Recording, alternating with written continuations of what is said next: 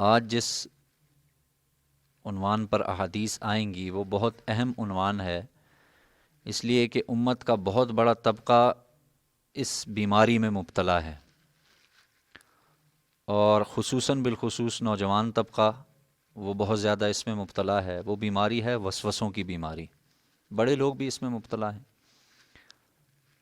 اکثر نوجوان آتے ہیں اور آ کر یہ سوال پوچھتے ہیں، جی ہمیں اس قسم کے خیالات آتے ہیں، بعض دفعہ نماز میں آتے ہیں، بعض دفعہ ویسے ہی گھر میں بیٹھے ہیں، اچانک سے ایسے خیالات آ گئے کہ جو ہم سوچ بھی نہیں سکتے کہ ہم انہیں زبان پہ لائیں۔ اتنے خطرناک قسم کے وسوسے آتے ہیں۔ اس کی وجہ سے انسان بہت سی دیگر یوں سمجھ لیں بیماریوں میں پڑ جاتا ہے۔ اسی سے پھر وہم کی بیماری ہوتی ہے، اسی سے پھر یوں سمجھ لیجئے آسان الفاظ میں انسان جو ہے نا وہ تنہا پسند ہو جاتا ہے، اسی کے ذریعے سے انسان جو ہے نا وہ بعض دفعہ ڈپریشن کا شکار ہو جاتا ہے۔ تو یہ بہت اہم عنوان ہے، اور نبی صلی اللہ علیہ وسلم نے اس حوالے سے بہت یوں سمجھ لیجئے کہ ایک بہت بڑا بوجھ انسان کا ہلکا ہو جاتا ہے جب نبی علیہ السلام یا سرکار کے یہ فرمان انسان سنتا ہے۔ سب سے پہلی چیز یہ ذہن میں رکھ لیں، وسوسہ معاف ہے، اور اس حوالے سے بخاری اور مسلم شریف کی روایت ہے، آپ صلی اللہ علیہ وسلم نے ارشاد فرمایا ہے، بے شک اللہ تعالیٰ نے میری امت سے ان وسوسوں کو معاف کر دیا ہے جو ان کے دلوں میں پیدا ہوتے ہیں، جب تک وہ ان وسوسوں پر عمل نہ کریں، اور جب تک وہ ان وسوسوں کو اپنی زبان پر نہ لے آئیں۔ دل میں آیا ہے اس کو دل سے ہی دور کر دیا، نہ کبھی زبان سے ذکر کیا، نہ عمل میں لائے، تو یہ معاف ہے۔ سب سے پہلی چیز کہ وسوسہ، ایسا وسوسہ جو ہے بہت خطرناک، بظاہر آدمی سوچے بڑا خطرناک ہے، وہ آگے میں انشاءاللہ عرض کروں گا کہ کہاں تک انسان جا سکتا ہے اس میں، تو ہے خطرناک، لیکن آپ علیہ السلام نے فرمایا ایک عمل نہیں کیا اور دوسرا اس کو زبان پر نہیں لایا، یہ معاف ہے، پہلی چیز۔ دوسری چیز یہ سمجھ لیجئے کہ وسوسوں کو ایک آدمی کو پتہ ہے کہ یہ بری چیز ہے۔ ظاہر ہے ہر شخص جانتا ہے کہ میں جو بات سوچ رہا ہوں، میرے دل میں جو خیالات آ رہے ہیں یہ برے ہیں۔ اگر اس کے دل میں یہ خیال آ گیا کہ بھئی یہ جو میں بات جو میرے دل میں وسوسے آ رہے ہیں یہ برے ہیں، آپ صلی اللہ علیہ وسلم کی احادیث سے پتہ چلتا ہے کہ بھئی یہ کھلا ہوا ایمان ہے۔ اس شخص کے دل میں ایمان ہے، جس کے دل میں یہ خیال گزرے کہ بھئی میرے دل میں جو وسوسے آ رہے ہیں انتہائی برے ہیں، نہیں آنے چاہیے، یہ اس کے دل میں کیا ہے؟ ایمان ہے۔ اس حوالے سے بھی روایت سن لیجئے، حضرت ابو ہریرہ رضی اللہ تعالیٰ عنہ فرماتے ہیں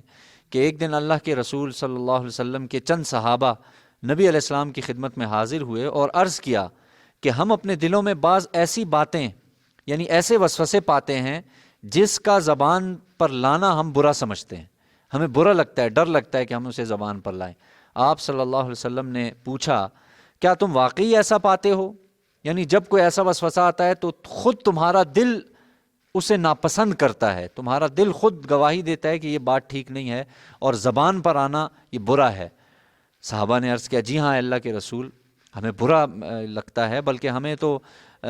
گوارا نہیں ہے کہ ہم اسے اپنی زبان پہ لائیں۔ آپ صلی اللہ علیہ وسلم نے فرمایا یہ کھلا ہوا ایمان ہے، یہ ایمان کی علامت سمجھو اسے،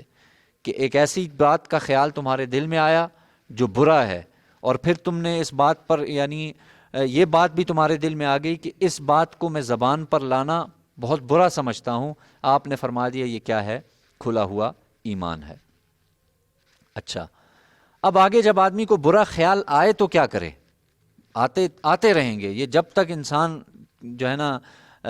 زندہ ہے، اس کی جان میں جان ہے، یہ خیالات اسے آتے رہیں گے۔ دیکھیں نبی صلی اللہ علیہ وسلم کا صاف طور پہ فرمان ہے، مسلم شریف کی روایت ہے، آپ نے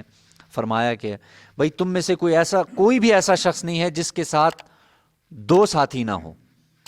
ایک آپ نے فرمایا جنوں میں سے شیطان، اور دوسرا آپ نے فرمایا فرشتوں میں سے، اللہ نے تمہارے اوپر مقرر کر دیا۔ صحابہ نے عرض کیا اور سوال کیا کہ اے اللہ کے رسول آپ کے ساتھ بھی یہی معاملہ ہے؟ کہ آپ کے ساتھ بھی جن شیطان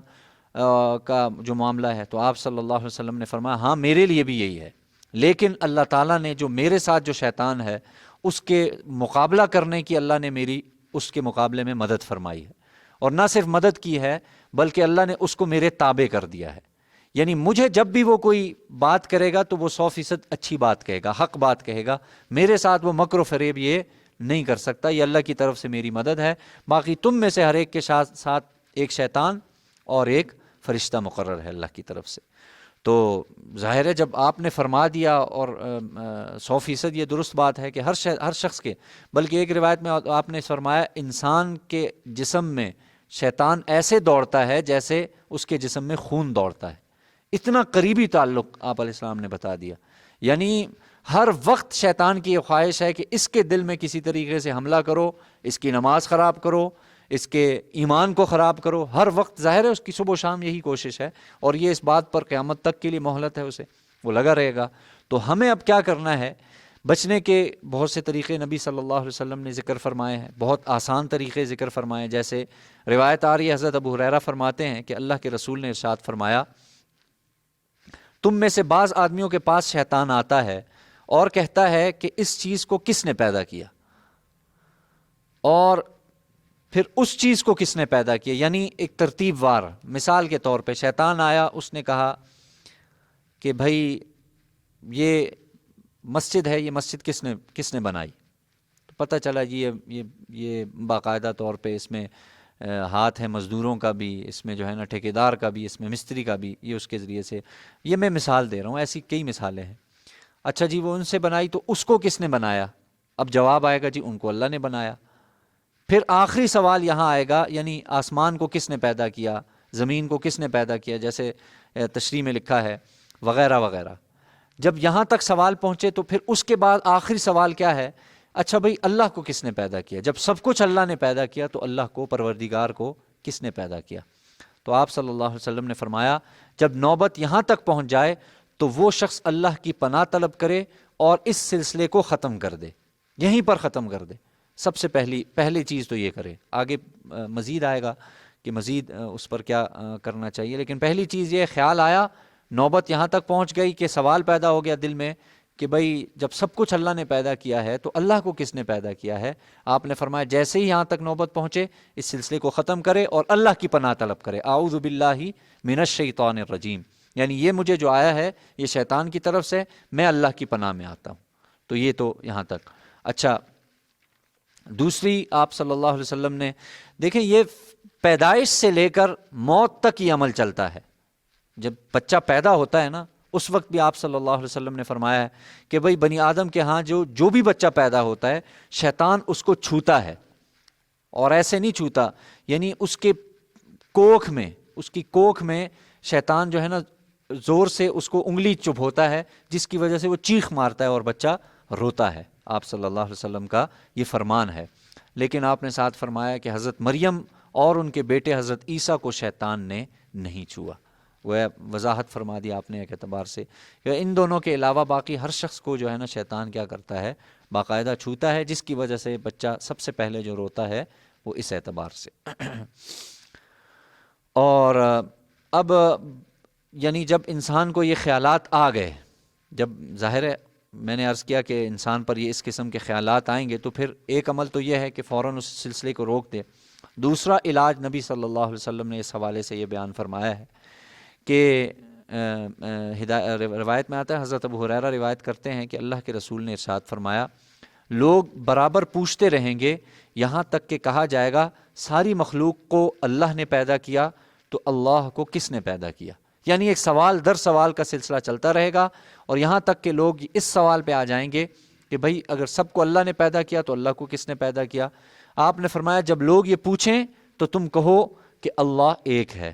اللہ بے نیاز ہے، نہ اس نے کسی کو جنا ہے اور نہ کسی نے اس کو جنا ہے، اور کوئی اس کا ہمسر نہیں ہے۔ یہ اصل میں ترجمہ ہے سورہ اخلاص کا، قل هو اللہ احد اللہ الصمد لم یلد ولم یولد ولم یکن لہ کفوا احد، یعنی یہ پڑھ لینی چاہیے۔ پھر اپنی بائیں طرف، دائیں نہیں بلکہ اپنی بائیں جانب 3 بار تھتکارے، یعنی تھو تھو اس طریقے پر 3 دفعہ بائیں جانب کر کے تھو تھو تھو 3 دفعہ کرے، اور شیطان مردود سے اللہ کی پناہ مانگے۔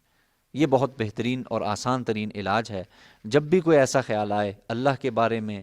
اور یعنی اللہ کی ذات کے بارے میں، اس قسم کے جب خیالات آئیں تو فوراً سب سے پہلے آدمی سورہ اخلاص کو پڑھے، پھر اس کے بعد دوسرا عمل بائیں طرف منہ پھیر کے 3 دفعہ تھتکارے، اور تیسرا عمل کیا ہے؟ اعوذ باللہ من الشیطان الرجیم، اس کو پڑھے انشاءاللہ اللہ تعالیٰ یقینی طور پر اس کی یعنی اس سے بہرحال اس کی حفاظت فرمائیں گے۔ دیکھیں اب یہ تو عام وساوس ہیں، بعض دفعہ ایسے ہوتے ہیں آدمی دن بھر ٹھیک چل رہا ہے، جیسے ہی نماز میں کھڑا ہو اب وسوسے آنا شروع ہو گئے، اور آپ دیکھ لیں ہم سب کا یہی حال ہے، اور اکثر اوقات آتے ہیں، بعض دفعہ ایسے آتے ہیں 2 رکعتیں پڑھی ہیں 3 پڑھی ہیں، کتنے ہی لوگ ہم جانتے ہیں، کتنے ہی لوگ پوچھتے ہیں جی، خصوصاً جو بڑی عمر کے خواتین کے حوالے سے، بزرگ جو خواتین ہیں ان کے حوالے سے، کہ بھائی دن میں یعنی ظہر کی 3 دفعہ نماز پڑھ لی، 4 دفعہ پڑھ لی، عصر کی 2 دفعہ پڑھ لی، 3 دفعہ، پتہ ہی نہیں ہے کہ پڑھی ہے نہیں پڑھی ہے۔ ظاہر ہے ایک تو ہے کہ عقل کا یا عمر کا تقاضا بھی ہوتا ہے بعض دفعہ، لیکن بعض دفعہ ایسے ہوتا ہے شیطان کی طرف سے ہوتا ہے اور وسوسہ ہوتا ہے کہ بھئی یہ نماز میں کھڑا ہے، اس کی رکعتیں بھلا دو، 3 کے بجائے 2 کر دو، 2 کے بجائے 1 کر دو، یا 2 کے بجائے 3 کر دو، 3 کے بجائے 4 کر دو۔ تو اس اعتبار سے ہر انسان کو یہ خیالات آتے ہیں، اور آپ دیکھیں عین نماز کے وقت میں آئیں گے، پتہ نہیں میری کون سی رکعت ہے، تو اس کے بارے میں مسئلہ یہ ہے کہ بھئی جس طرف آپ کا غالب گمان، پہلے تو اس خیال کو دور کر دیجئے، فوراً بالکل آ رہا ہے آنے دے اسے، کوئی مسئلے والی بات نہیں۔ بعض لوگ سمجھتے ہیں پتہ نہیں ہماری نماز ہی نہیں ہوئی، ہمیں تو شیطان کے خیالات آ رہے ہیں، کوئی ایسے مسئلے والی بات نہیں۔ سب سے پہلی چیز دھیان نہ دیں اس کی طرف۔ دوسری چیز یہ ہے جس طرف آپ کا غالب گمان ہے کہ میری اتنی ہوئی ہیں، اس پر اکتفا کریں اور نماز جاری رکھیں۔ آپ اس چکر میں بیٹھ کے تو ساری زندگی آپ پڑھتے رہیں گے، اور پھر بعد میں اخیر میں یہ وہ پتہ نہیں صحیح پڑھی بھی ہے کہ نہیں پڑھی۔ بہت سے لوگ یہ بھی کہتے ہیں جی پتہ نہیں اللہ کو بہتر پتہ ہے ہم صحیح پڑھ بھی رہے ہیں کہ نہیں۔ نہیں، باقاعدہ یہ دیکھیں آئیں گے آپ، حدیث میں آ گیا ہے کہ آتا رہے گا تمہیں، یعنی یہ جب تک مرے نہیں ہے نا، مرتے دم تک آئے گا، اور مرتے وقت بھی اس کی یہ خواہش اور کوشش ہوگی اس کا کسی طریقے سے ایمان خطرے میں ڈالو، تو وہ تو آئے گا۔ ہمیں کیا کرنا ہے؟ اولاً آنے دے اسے، آنا کوئی برا نہیں ہے، لانا برا ہے۔ آ رہے ہیں خیالات، بعض دفعہ آتے ہیں، اور یہ نہیں ہے کہ کوئی ایسے ویسے گھر کا خیال آ جائے گا، بچوں کا خیال آ جائے گا، دکان کا خیال آ جائے گا، کوئی اور پھنسا ہوا کام تھا، پورا دن یاد نہیں آیا، نماز میں کھڑے ہوں گے آپ کو یاد آ جائے گا۔ یہ تو ہوگا آپ کے ساتھ۔ جیسے وہ میں اکثر سناتا ہوں نا وہ واقعہ، امام ابو حنیفہ رحمہ اللہ سے کسی نے سوال کیا کہ امام صاحب آپ بہت بڑے امام ہیں، بہت بڑے فقیہ ہیں، بہت بڑے محدث ہیں، مجھے بتائیں نا میری فلاں چیز گم ہو گئی ہے، مجھے کہاں سے ملے گی، مجھے یاد نہیں ہے۔ امام صاحب نے کہا یار یہ تو ظاہر ہے مجھے نہیں پتہ، اور یہ میں کوئی نہ غیب کا علم جانتا ہوں، نہ مجھے پتہ ہے کیا چیز ہے، کہاں ہے، کس حالت میں ہے۔ تو بہرحال وہ بار بار تنگ کر رہا تھا نا، تو بار بار تنگ کرنے کے بعد امام صاحب نے کہا اچھا میں تمہیں اس کا حل بتاؤں، تمہیں کیسے ملے گی؟ اس نے کہا کیسے؟ انہوں نے کہا سب سے پہلے تو تمہیں 100 رکعت نماز پڑھنی پڑے گی، نفل پڑھو، اور ابھی پڑھو اور یک بارگی پڑھو گے، یعنی ایسے نہیں ہے کہ 2 رکعت آج 2 رکعت کل، نہیں، ایک ہی مجلس میں کھڑے ہو اور 100 کے 100 رکعت پڑھنے۔ اس نے کہا ٹھیک ہے، مل جائے گی؟ انہوں نے کہا انشاءاللہ مل جائے گی، تم کھڑے تو ہو۔ اس نے پڑھے جی، 2 پڑھے، 4 پڑھے، 6 پڑھے، 8 پڑھے، 10 پڑھے،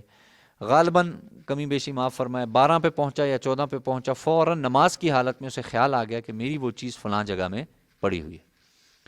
تو 12ویں کے یا 14ویں کے بعد اس نے سلام پھیرا، امام صاحب کے پاس آیا، حضرت مجھے تو یاد آ گیا جی، آپ کی کیسی کرامت ہے، آپ نے کتنے بڑے، آپ بزرگ بھی ہیں ساتھ ساتھ، کہ آپ کو کیسے پتہ تھا کہ میں نے کہا بات یہ نہیں ہے، بات یہ ہے کہ مجھے پتا تھا شیطان تجھے 100 رکعت پوری کرنے نہیں دے گا، اس لیے میں جانتا تھا کہ تجھے نماز میں کھڑا کر دوں، 12ویں 14ویں یا 15ویں 16ویں میں تجھے یاد آ جائے گا، شیطان تجھے 100 نہیں پڑھنے دے گا۔ جہاں گمی تھی وہ جگہ بھی یاد کرائی، سب کچھ یاد کرایا، اور وہ چیز وہاں سے مل گئی۔ پتہ چلا کہ وسوسے آئیں گے، ان سے نجات کا طریقہ یہی ہے کہ سب سے پہلے انہیں آنے نہ دیں نماز کی حالت میں۔ جو خود سے آ رہے ہیں آتے رہیں، جو آپ خود لاتے ہیں نا، بعض دفعہ کھڑو، بعض لوگ نیت کرتے ہی اس نیت سے ہیں کہ بھائی نماز جیسے ہی اللہ اکبر ہوا سب سے پہلے فوراً دھیان لے گئے یار کون کون سے کام میں نے اس کے بعد کرنے ہیں۔ یہ غلط ہے، یہ انتہائی غلط ہے، یہ خطرناک ہے، یہ نہیں ہونا چاہیے۔ آپ کھڑے ہیں اللہ اکبر اللہ کا نام لے کے اور بڑی کوششوں سے لگے ہیں خشوع ہو جائے، اب بالفرض اچانک سے خیال آ گیا وہ ہو دکان یہ اس طریقے سے ہے، دفتر میں یہ کام رہتا ہے، اسکول میں یہ کام رہتا ہے، گھر میں یہ کام رہتا ہے، بچہ یہ فلاں جگہ ہے، بعض دفعہ ایسے خیال آ جاتے ہیں۔ آپ جو ہے نا گھر سے مسجد آئے، فوراً اچانک خیال آئے یار کہیں دروازہ بند کیا ہے نہیں کیا، اس قسم کے خیال آ جاتے ہیں۔ خود آ گیا آنے دیں، فوراً دھیان ہی نہ کریں اس طرف۔ اور بلکہ وہ ایک بزرگ ہیں، ان کا نام غالباً قاسم بن محمد، ان سے کسی نے یہی سوال کیا کہ بھئی مجھے اپنی نماز میں وہم ہوتا رہتا ہے، یعنی کبھی تو یہ وہم ہوتا ہے کہ بھئی میری نماز درست ہے بھی ہے کہ نہیں، کبھی یہ وہم ہوتا ہے کہ 1 رکعت رہ گئی، 2 رہ گئی، 3 رہ گئی، تو یہ وہم چل رہا ہے، تو اس کی وجہ سے مجھے بڑی تکلیف ہوتی ہے، آپ مجھے حل بتائیں۔ تو انہوں نے فرمایا کہ بھئی تم سب سے پہلے تم اس خیال کی طرف کوئی دھیان نہ دو، آ رہا ہے آنے دو، دوسرا یہ کرو اپنی نماز پوری کرو، اس لیے کہ جب تک تم نماز میں ہو یہ وہم آتا رہے گا، یہ تبھی جائے گا جب تم نماز سے فارغ ہو جاؤ۔ تو سب سے پہلے یہ کرے آدمی کہ دھیان نہ دے، دوسرا عمل یہ کرے کہ پوری نماز کو غالب گمان جس طرف جا رہا ہے، درختوں کے حوالے سے میں عرض کروں کہ بھئی غالب گمان آپ نے 3 پڑھی مثال کے طور پہ، غالب گمان اس طرف ہے کہ بھئی میں نے، یقین کس طرف ہے کہ میں نے 2 تو پڑھی ہے نا، 2 یقینی ہیں، تیسری میں شک ہے تو آپ 2 پر اکتفا کریں، اور پھر تیسری اور چوتھی اور آخر میں کیا کر لیں، سجدہ سہو کر لیں، یعنی یقین جس طرف ہوگا اس طرف کو ہم جائیں گے۔ اور یقیناً تیسری میں شک ہو رہا ہے تو 2 پڑھی ہیں، 2 میں شک ہو رہا ہے تو 1 یقیناً پڑھی ہے، تو اس حساب سے آدمی جائے، اور انشاءاللہ اولاً دھیان نہ دیں تو اللہ کرے گا ایک دن آئے گا یہ کیفیت دور ہو جائے گی۔ تو یہ بہت بڑا امت کا ایک طبقہ اس چیز میں مبتلا ہے، تو اس لیے اس حوالے سے احادیث بھی ہو گئیں۔ اللہ سے دعا ہے اللہ تعالی ہماری ان وسوسوں سے، ان وہم کی بیماری سے اللہ ہماری حفاظت فرمائے۔